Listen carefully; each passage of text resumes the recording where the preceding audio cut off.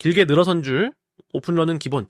이 작은 쿠키 하나를 사기 위해 사람들은 기꺼이 시간과 돈을 투자합니다. 쿠키 한 개에 7,000원. 네, 많게는 10,000원이 넘는 가격. 과연 이 디저트의 가치는 어디서 오는 걸까요? 단순히 맛 때문일까요? 아니면 새로운 소비 트렌드의 시작일까요? 어떤 기업은 이 현상으로 대박을 치고 어떤 기업은 평범한 유행으로 치부하다 기회를 놓칩니다. 왜 이런 차이가 생겼는지 끝까지 보시면 알게 됩니다. 오늘은 두바이 쫀득쿠키 현상을 통해 MZ세대 소비 심리를 쉽게 정리해서 알려드리겠습니다. 여러분은 혹시 가심비라는 말을 들어보셨나요? 가심비는 가격 대비 성능을 뜻하는 가성비에서 파생된 개념으로 가격 대비 심리적 만족감을 의미합니다. 단순히 저렴하거나 품질이 좋은 것을 넘어 소비 과정에서 개인적인 만족과 즐거움을 느낄 수 있는 제품과 서비스를 선택하는 경향이죠. 이러한 가심비 소비는 경제적 불확실성 속에서 MZ세대가 심리적 보상을 얻으려는 경향과 맞물려 강력한 트렌드가 되었습니다. 돈을 쓰더라도 만족도가 높다면 기꺼이 지출하는 특성을 보이며 특히 2025년에는 MZ세대가 경제활동의 핵심 계층으로 자리 잡으면서 더욱 강력해졌습니다. 결국 가심비는 기업들이 단순한 제품 판매에서 벗어나 소비자와의 정서적 교감을 형성하는 방향으로 변화하는 계기가 되고 있습니다.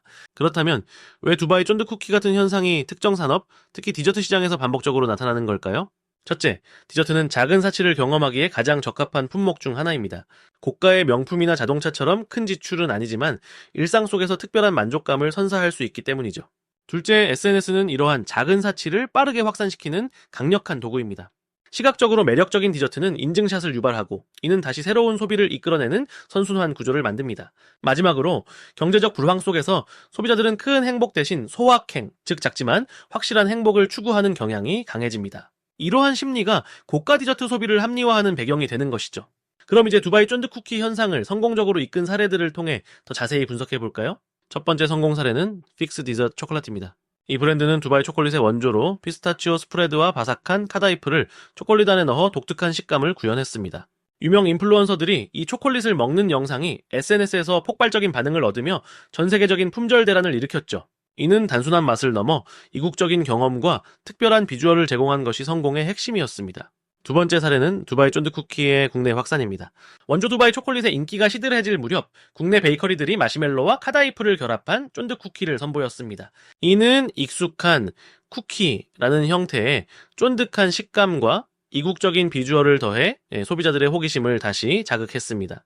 특히 방갈샨이라고 불리는 반으로 자른 단면 비주얼은 SNS 인증 욕구를 폭발시키며 MZ세대 사이에서 필수 인증 디저트로 자리 잡았습니다.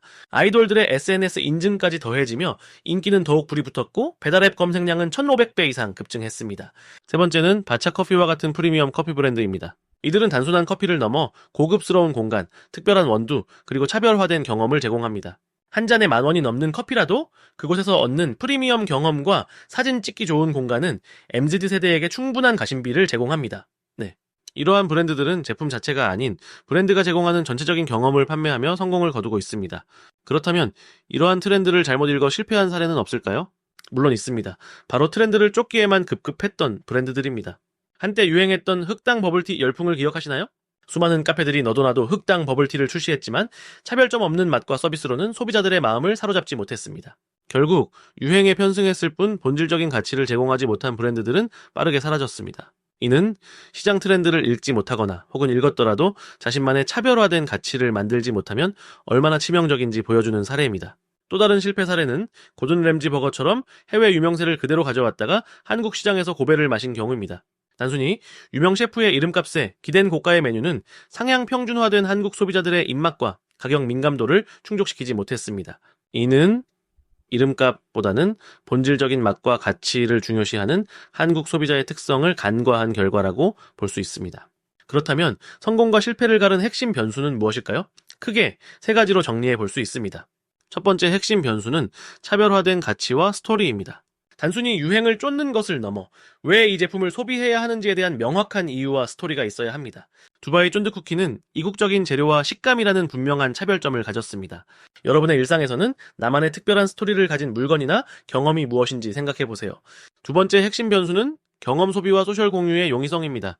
MZ세대는 제품 자체보다 경험을 중시하고 그 경험을 타인과 공유하며 만족감을 얻습니다. 두바이 쫀득쿠키의 방알샷은 이러한 심리를 정확히 파고든 것이죠. 내가 소비하는 것이 콘텐츠가 될 수 있는가? 이것이 중요한 판단 기준입니다. 세 번째 핵심 변수는 전략적 희소성과 접근성의 균형입니다. 너무 흔하면 가치가 떨어지고 너무 구하기 어려우면 소비 자체가 불가능해집니다. 두바이 쫀득 쿠키는 오픈런을 유발할 정도의 희소성을 유지하면서도 편의점 등 다양한 채널로 확산되며 접근성을 높였습니다. 여러분이 추구하는 가치 있는 소비가 적절한 희소성을 가지고 있는지 고민해보세요.